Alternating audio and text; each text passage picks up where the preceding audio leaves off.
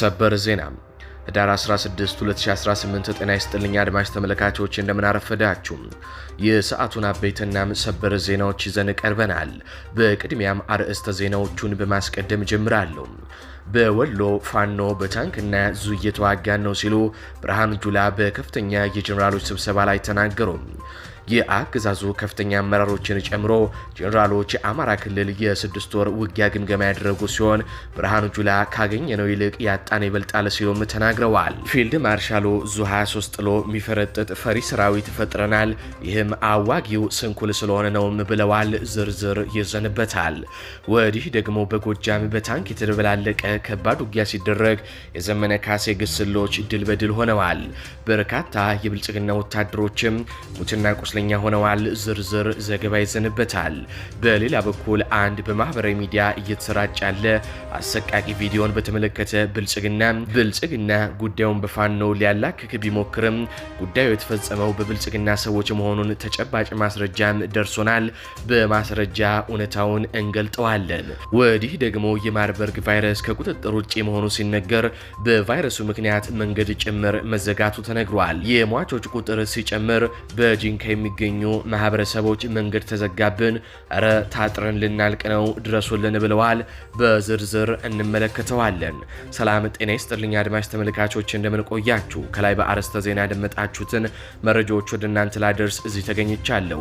የህዝባዊ ሰራዊቱን የምትደግፉ እንዲሁም ሀገር ወዳድ የሆናችሁ አድማጭ ተመልካቾች ቪዲዮን ላይክ፣ ቻናሉን ሰብስክራይብ አድርጋችሁ የደወል ምልክቱን ታበሩ ዘንድ እንጠይቃለን።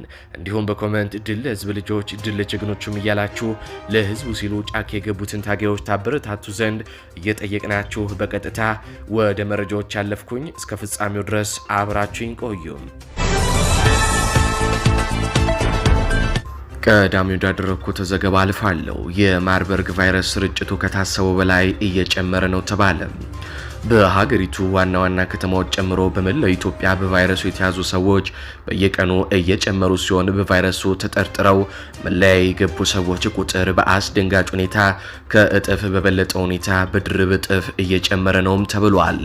በተለይ የከተማ ህዝብ ያሳየው መዘናጋት ዋጋ ሊያስከፍለው ይችላል የተባለ ሲሆን አሁን ላይ ቫይረሱ ያልታየበት ከተማ ባለመኖሩም ጥንቃቄ ጉድለት የሰው ህይወት ልታሳጣም እንደምትችል ነው የተነገረው። በተቻለ መጠን ንክኪ ካልተቀነሰ ተጋላጭ የመሆናችን እድል ሰፊ መሆኑ የተገለጸ ሲሆን መዘናጋት ዋጋ ያስከፍላልም ተብሏል። ቫይረሱ የተከሰተበት ጂንካ አካባቢ ቫይረሱ ከቁጥጥር ውጪ በመሆኑ መንግስት መንገድ መዝጋቱ ሲነገር ነዋሪዎች እያነቡ እኛ ለምን እንገለላለን? በየቀኑ ብዙ ሰው በቫይረሱ እየሞተ ነው። እረ ስለፈጠራችሁ ድረሱልን፣ መንገዱን ክፈቱልንና ንጹሃን የሆንን ራሳችንን እናድን እያሉ እየተማጸኑም ይገኛሉ። ፍትህ ለጂንካ ህዝብ፣ ፍትህ ለጂንካ ተወላጆች፣ ፍትህ እንደኔ አይነት ዛሬም ነገም ለሚሞቱ ለጂንካ ነዋሪዎች። በቀን ውስጥ 5 እና 10 ሰው እየሞቱ የምን ይወጥ ነው? በጂንካ ውስጥ ለምንድነው መንገድ የሚዘጋው? ለምንድነው መንገድ እንዳሻችን ለምንድነው መቦረቅ የማንችለው? እኛ እኮ በሽታውን ፈልገን አላመጣን። እኛ እኮ በሽታውን ፈልገን አዘዘን አላመጣን። ግን ለምንድን በቀን 10 እና 5 ሰው እየሞተ መንገድ ተዘግቶ ለምንድነው ዝም የሚባለው? እኛም እኮ ሰው ነን እኮ፣ እኛም እኮ ሰው ነን። እኔ መኖር ፈልግ ነበር፣ ግን ዛሬ እንደሞት ነገ እንደሞት አልወቅም። ማን ያውቃል? አሁን ይሄን ቪዲዮ ከሰሩ በኋላም ልሞት ይችላል። እባካችሁ ይሄን ቪዲዮ ለሚመለከተው አካል አድርሱለት እባካችሁ። እኛ እየሞትን ነው፣ እያለቅን ነው እዚህ ጋር። ይህ በእንዲህ እንዳለ በአገዛዙ ወታደሮች የተፈጸመ ግፍን እንመለከት። በ5 የአገዛዙ ወታደሮች የተደፈረችው ነፍሰ ጡር ሴት ጽንሱ በሆዷ ውስጥ እንዳለ ሞተ። ነፍሰ ጡሯ ሴት ራሷን ስታ ወድቃም ወታደሮቹ እየተፈራረቁ ግብረ ስጋ ግንኙነት ሲያደርጓት እንደነበረ ሁኔታውን በቅርብ ርቀት ሆነው የተመለከቱ ማኞች ገልጸዋል። የአስገድዶ መድፈር ድርጊቱ በአካባቢው በሌሎች ልጃገረዶች ላይም የተፈጸመ ሲሆን ነፍሰ ጡሯ ሴት ራሷን ስታ ወደ ሕክምና ከተወሰደች በኋላ በሆዷ ውስጥ የሚገኘው ጽንስ መሞቱን የሕክምና ውጤቷም አመላክቷል። በአይነ ቡግና ወረዳ ህዳር 12 እና 13 2018 ዓ.ም በወረዳው ወደ ቅዱስ አርቤ ቀበሌ ያቀኑት የመከላከያ ሰራዊት አባላቱ አንዲት ነፍሰ ጡር ሴትን ጨምረው ሌሎች ልጃገረዶች ላይ የአስገድዶ መድፈር ድርጊት መፈጸማቸውን ሚዲያችን ለማረጋገጥ ችሏል። የአስገድዶ መድፈር ድርጊቱ የተፈጸመባት ሴት የተከበረ ትዳር ያላትና የ6 ወር ሽል በሆዷ የያዘች ነፍሰ ጡር ስትሆን ወታደሮቹ ያለ ርህራሄ እየተፈራረቁ ደፍረዋታል ነው የተባለው። ነፍሰ ጡሯ ሴት በተፈጸመባት ዘግናኝ ድርጊት ራሷን ስታ በቅዱስ አርቤ ጤና ጣቢያ ሕክምና እየተደረገላት ሲሆን በሆዷ ውስጥ የሚገኘው ጽንስ መሞቱንም የሕክምና ውጤቷ አሳይቷል ነው የተባለው። በሆዷ ውስጥ የሚገኘው በድን ጽንስ ለመውጣትና የነፍሰ ጡሯን ሕይወት ለማትረፍ የጤና ጣቢያው ባለሙያዎች የተቻላቸውን ሁሉ ለማድረግ ቢሞክሩም ነገር ግን ከአቅማቸው በላይ ሆኖባቸዋል ነው የተባለው። ወደ ላሊበላ ከተማ ለተሻለ ሕክምና እንዳትወሰድም ወታደሮቹ የተሽከርካሪ እገዳ ጥለዋል ነው የተባለው። ነፍሰ ጡሯ ሴት ላይ የአስገድዶ መድፈር ድርጊቱን የፈጸሙት 5 የሚደርሱ የመከላከያ ሰራዊት አባላት ናቸው የተባለ ሲሆን ራሷን ስታ ወድቃም እየተፈራረቁ ግብረ ስጋ ግንኙነት ሲያደርጓት እንደነበረ በቤት ውስጥ የነበሩ ታዳጊ ልጆች ገልጸውልናል ብለዋል ሚዲያችን ያነጋገራቸው የአካባቢው ነዋሪው። በተመሳሳይ በዚሁ 08 ቅዱስ አርቤ ቀበሌ 2 ልጃገረድ ሴቶች ብዛት ባላቸው የመከላከያ ሰራዊት አባላት የአስገድዶ መድፈር ድርጊት የተፈጸመባቸው ሲሆን ሁለቱም ለከፍተኛ የደም መፍሰስ ተጋልጠው በሕክምና ላይ እንደሚገኙ ጣቢያችን ለማረጋገጥ ችሏል። ከቅዱስ አርቤ ቀበሌ በተጨማሪም ከቅዱስ አርቤ በቅርብ ርቀት በምትገኘው በወረዳዋ ቃሮ ቀበሌ አንዲት የአባወራ ሚስት የበታች አመራር በሆኑ በሁለት ወታደሮች አስገድዶ መደፈር ድርጊት ተፈጽሞባቸዋል። የአስገድዶ መድፈር ድርጊት ተፈጽሞባቸዋል ነው የተባለው። የመከላከያ ሰራዊቱ አመራሮች ባለትዳሯ ሴት ከደፈሩ በኋላ በአንገቷ የነበረ የወርቅ ሀብልና የጣት ቀለበቷን እንዲሁም የጆሮ ጌጧን ቀምተው ወስደውባታል ነው ያሉት ሚዲያችን ያነጋገራቸው የአካባቢው ነዋሪዎች። በተጨማሪም እነዚሁ ሞራል እና ህሊና አልባ የመከላከያ ሰራዊት አባላት የወረዳው መቀመጫ በሆነችው አይና ከተማ ላይ ለአቅመ ሔዋን ያልደረሰች አንዲት ታዳጊ ልጅን እየተፈራረቁም ደፍረዋል ነው የተባለው። ታዳጊዋ በተፈጸመባት ዘግናኝ ድርጊት ራሷን ስታ ለሕክምና ወደ አይና ጤና ጣቢያ የተወሰደች ቢሆንም ጤና ጣቢያው ከአቅሜ በላይ ነው በሚል ወደ ላሊበላ ሪፈራል የጻፈ ሲሆን ወደ ላሊበላ ለመሄድ የተሽከርካሪ እንቅስቃሴ በአገዛዙ በመታገዱ ታዳጊዋ በሞትና ህይወት መካከል እንደምትገኝ ነው የተገለጸው። ያለፉት 2 እና 3 ቀናት ብቻ በአይና ቡግና ወረዳ በአገዛዙ ወታደሮች አስገድዶ መድፈር ድርጊት የተፈጸመባቸው ሴቶች ብዛት ከላይ ከተጠቀሰው በላይ ሊሆን እንደሚችልም ተመላክቷል። ገዢው የብልጽግና ቡድን በአማራ ክልል በሚያደርገው ውጊያ ከሚጠቀመው ድሮን፣ ጀትና ታንክ፣ መድፍ እንዲሁም ዙ 23 እና ሞርተር በተጨማሪም በጦር ህግ ከተከለከሉ መርዛማ አሲዶች በተጨማሪም አስገድዶ መድፈርን ልክ እንደ አንድ የጦር መሳሪያ እንደሚጠቀመው ሚዲያችን ከዚህ ቀደም ባሰራጫቸው ዘገባዎቹ ማመላከቱም አይዘነጋም። አሁን በቀጥታ የብልጽግናን ድራማ እናጋልጣለን። እጅ ለመስጠትም እጅ ለመቁረጥም ለሁለት ፕሮጀክቶች አንድ ሰው የተጠቀመው የአብይ አህመድ አገዛዝ ራሱን በራሱ አጋለጠም። እንደሚታወቀው ይህንን 2 ቀን አንድ አሰቃቂ ቪዲዮ በብልጽግና የሚዲያ ሰራዊት በኩል እየተሰራጨ ይገኛል። ጉዳዩን ፋኖ ፈጸመው በሚል የፋኖን ስምም ለማጠልሸት እየተሞከረ ነው። ታዲያ እውነታውን በማስረጃ እናጋልጣለን። እጅግ ዘግናኝ ጭካኔ የተሞላበት የእጅ ቆረጣ ወንጀል በማህበራዊ ሚዲያ ሲሰራጭ አየን።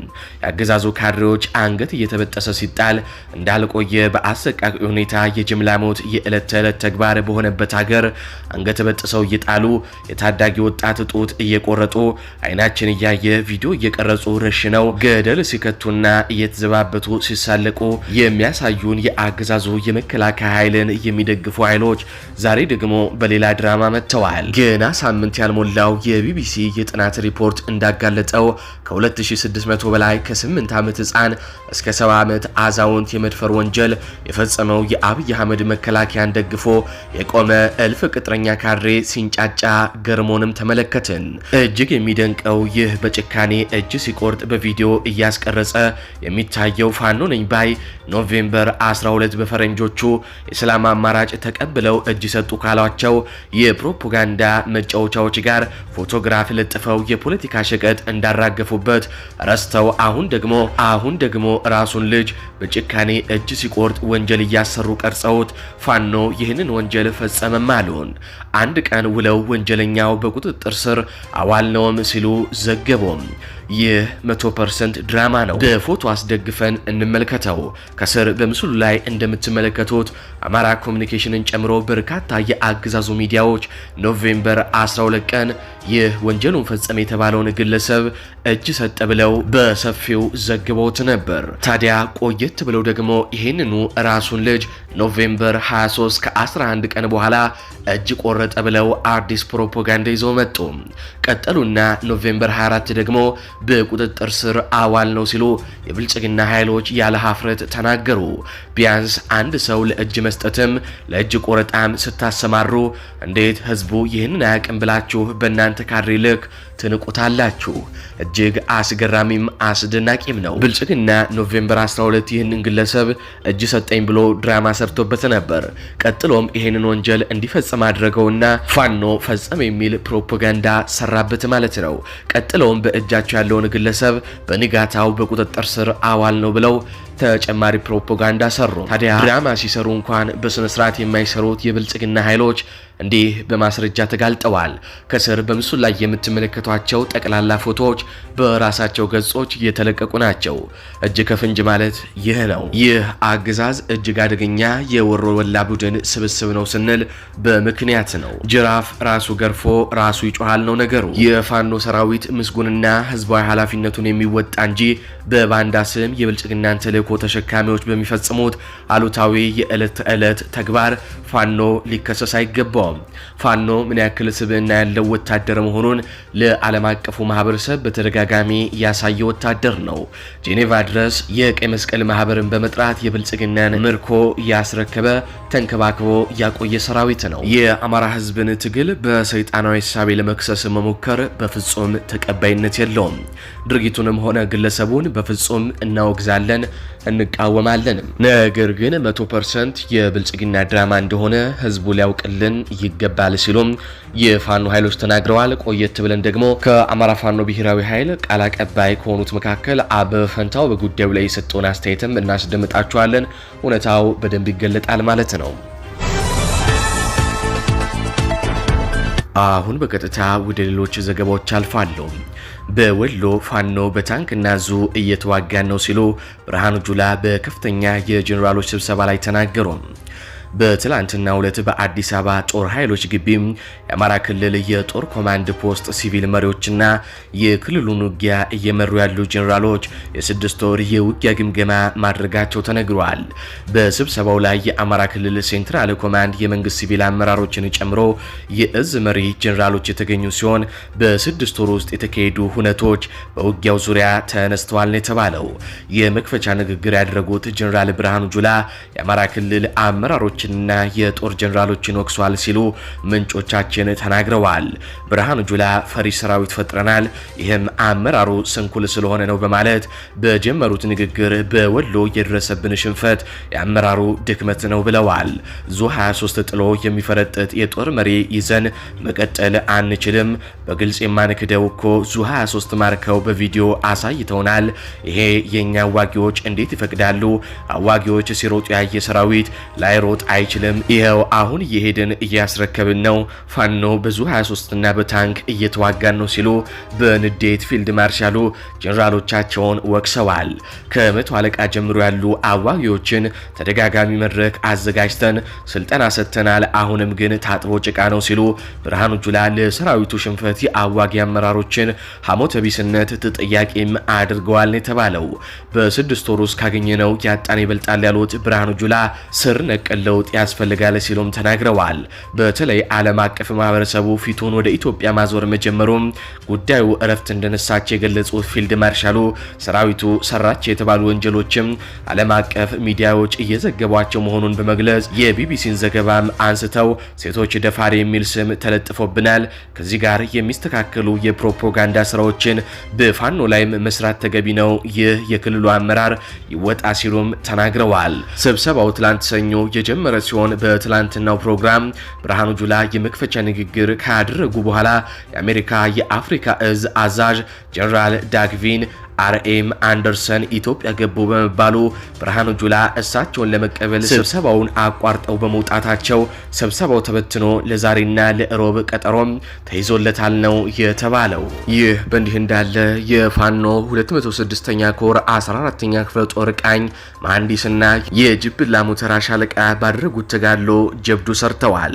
የአገዛዙ ሰራዊት ከደብረ ኤልያስ፣ ደብረ ማርቆስና አማኑኤል ከተማ በመነሳት ወደ ቸርተከል ሊባኖስ በሶስት አቅጣጫ 8 ዲሽቃ በያዘ ኃይል በመድፍ የታገዘ ጥቃት ለመሰንዘር ቢንቀሳቀስም ከጠዋቱ 12 ሰዓት ጀምሮ በተደረገ የደፈጣ ጥቃትና መደበኛ ውጊያ በርካታ የሰራዊቱ አባላት ተደምስሰዋል ተብሏል።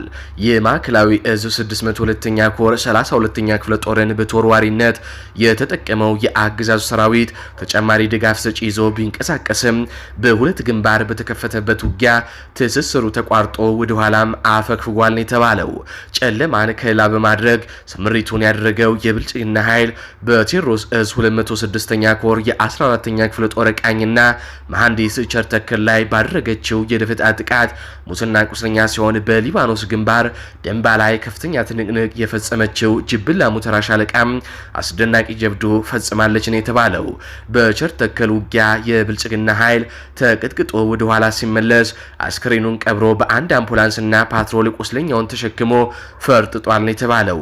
የፋኖ ኃይል ታላቅ ጀብዱ የፈጸመበት ደንባም እስከ ምሽት 12 ሰዓት አውደ ውጊያው ቀጥሎ የብልጽግና ሁለት የጦር አመራሮችም ተደምስሰውበታል ነው የተባለው። ይህ በእንዲህ እንዳለ በትላንትናው ዕለት በተደረገ ተመሳሳይ ውጊያ የአፋባሃ ምዕራብ አማራ ቀጠና ቴዎድሮስ እዝ 102ኛ ኮር 33ኛ ክፍለ ጦር በህዳር 13 2018 ዓ.ም በተደረገ የአንድ ቀን ውጊያ 11 ሞት እንዳደረገ መዘገባችን ይታወሳል። በዛሬው ዕለት ደግሞ ከብልጽግና ኃይል ጋር ባሉ ቃኞቻቸው በተደረገ ከባድ ውጊያ 22 የአገዛዙ ሰራዊት አባላት እንዲሁም 5 አመራሮች መሞታቸው ታውቋል።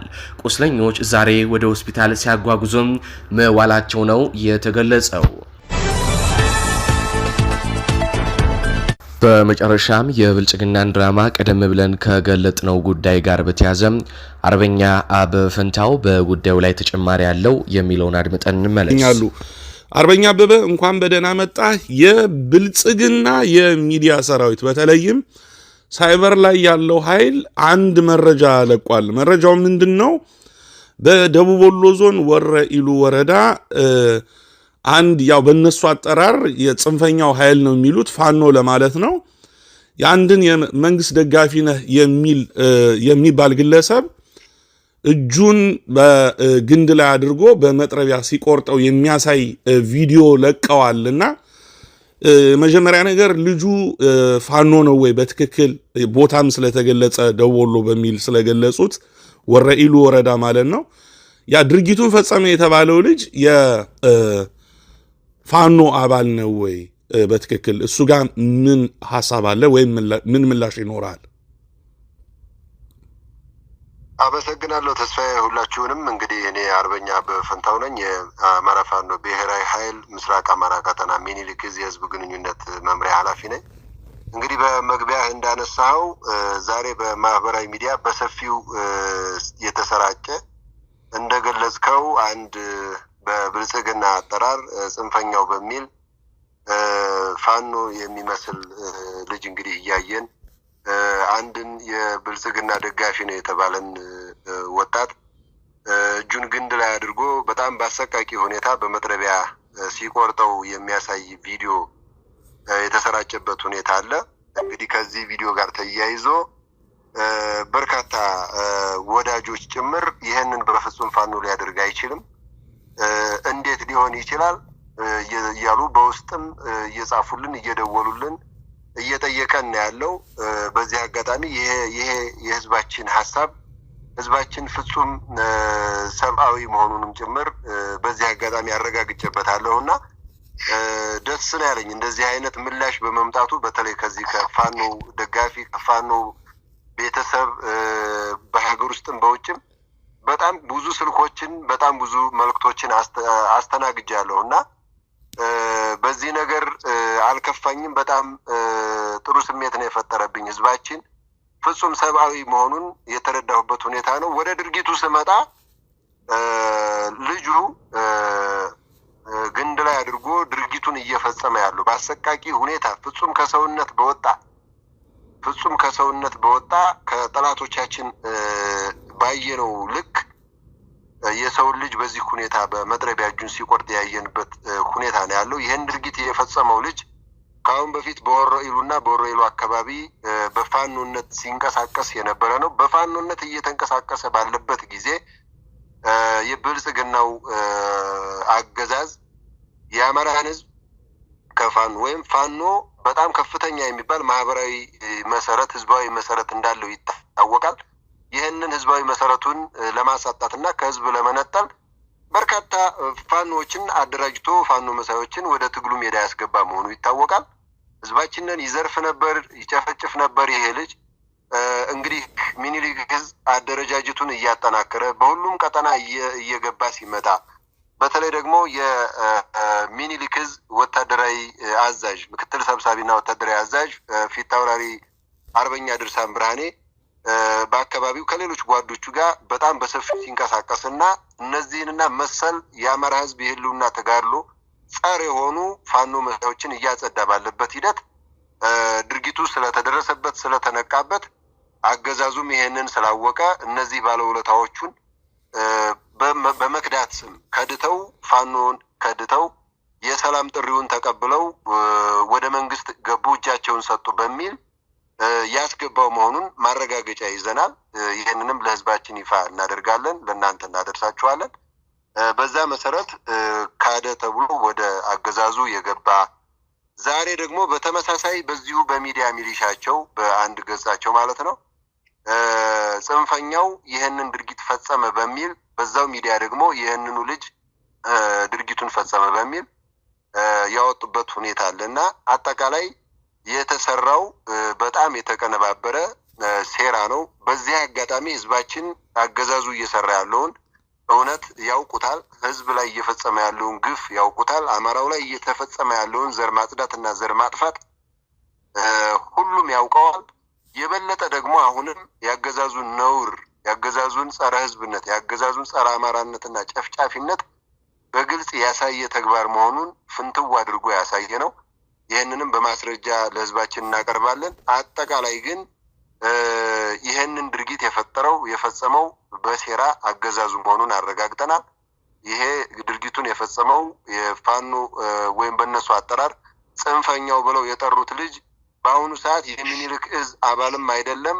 በእነሱ የሰላም ጥሪ በሚሉት እኛ ደግሞ ህዝባችንን ሲያሰቃይ ሲዘርፍ የነበረ እርምጃ ልንወስድ እንደምንችል ሲያውቀው ደግሞ በክህደት ስም ወደ አገዛዙ የገባ አሁንም እነሱ ጋር ያለ በእነሱ የገባ መሆኑን የገለጹት። በአጠቃላይ የልጁ ሁኔታ ባጭሩ ይህንን ይመስላል። ነገሩን ግልጽ ማድረግ ያስፈልጋል ብዬ አምናለሁ። የብልጽግና የሳይበር ቲም በጣም በስፋት ነገሩን እያራገበው ስለሆነ በሐሰት ነው መረጃው እየተራገበ ያለው። እውነተኛውን መረጃ ግልጽ ማድረግ ያስፈልጋል። ዲጂታል ኢትዮጵያ የሚባል ብልጽግና ካለው የሳይበር ቲም ውስጥ አንደኛው የሚዲያ ቲም ነው። ሰበር ዜና በሚል ከቀናት በፊት በወረኢሉ ወረዳ በጫካ ሲንቀሳቀሱ የነበሩ ጽንፈኛ ታጣቂዎች የመንግስትን የሰላም ጥሪ ተቀብለው ተቀላቅለዋል በሚል የዚሁ ልጅ ፎቶ ከሌሎች 5 ወጣቶች ጋር በመሆን የተወሰኑ መሳሪያዎች ጭምር አብረው ወጥተዋል። ወደ መንግስት ተቀላቅሏል፣ የሰላም ጥሪ ተቀብሏል በሚል ፎቶ ወጥቷል። ዲጂታል ይታያል፣ ስክሪኑ ላይ ይታያል፣ እንለጥፈዋለን። እንደገና በዚሁ ገጽ በተመሳሳይ ዛሬ የወጣው ዜና ምንድነው? ከዚሁ ተመሳሳይ ገጽ ነው። ሰበር ቀጨም ዜና ይልና ወረኢሉ ወረዳ ደቡብ ወሎ ዞን ወረኢሉ ወረዳ የመንግስት ደጋፊ ነህ በሚል እንደ ማገዶ እንጨት ክቡር የሆነውን የሰው ልጅ በግፍ የቀኝ እጁን ድንጋይ ላይ አስቀምጦ በመጥረቢያ የቆረጠ የቀኝ ጆሮውን የቆረጠ ደመኛ የአማራ ሕዝብ ጠላት ጽንፈኛ በመንግስት የጸጥታ ኃይሎች ቁጥጥር ስር ውሏል ይላልና ይሄው ገጽ ነው እንግዲህ ባለፈውም የሰላም ጥሪ ተቀበለ የሚለው ዛሬም ፋኖ ሆኖ ጽንፈኛ በሚል እጅ ቆረጠ የሚለን ይሄው ነው። ማስረጃው እዚሁ በግልጽ ይታያል።